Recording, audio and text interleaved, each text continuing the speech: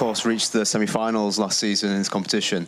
This time round, with the squad that you've got now, you haven't spent £250 million and the reinforcements you've got in all positions. Do you now see this as a moment where you can go one step further and possibly get to the final, win the competition maybe? Yeah, like the rest of the teams, that they have done the same and they continue to do that, and they've won it in many occasions. That's the aim in the beginning, but we all know that it's going to be a really long journey.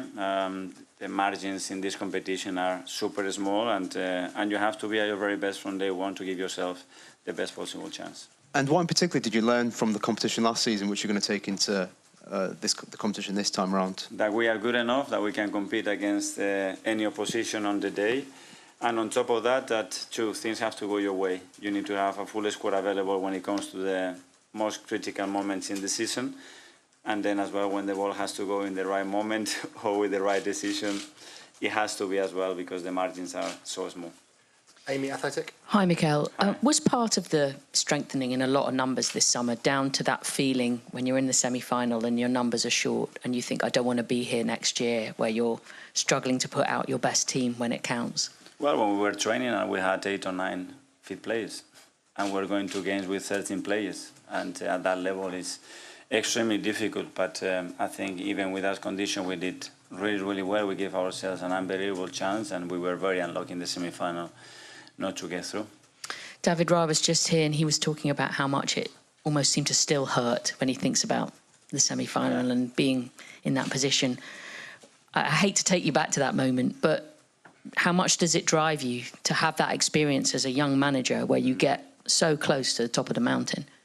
Well, it is that, and that moment you get deflated, and you have to understand what you need to do to put yourself back in the same position and start actions actually that matter to give yourself the chance to achieve that. And that's it. You take a lot of learnings from it. It's painful because it's not only what we feel, it's about the expectation that we created and the real conviction that we had within the club, the team, that we could go all the way, because we showed a very high level of consistency and quality throughout the competition, and learn from it and try to be better.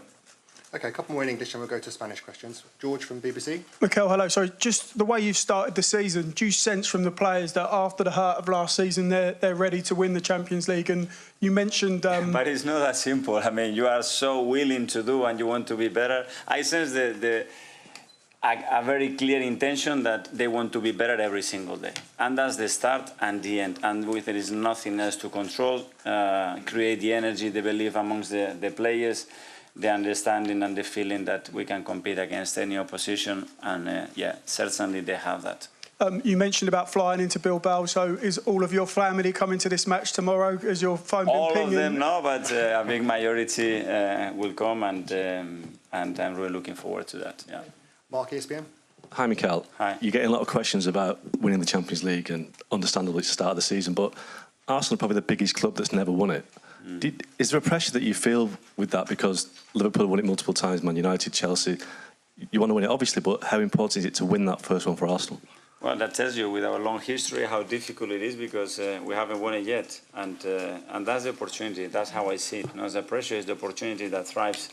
That energy, that willingness to be better every single day, to make decisions that are in that direction. And every decision, then if we win not that much, every decision has to be with that standards and with those expectations. And let's give our best chance to try to do it.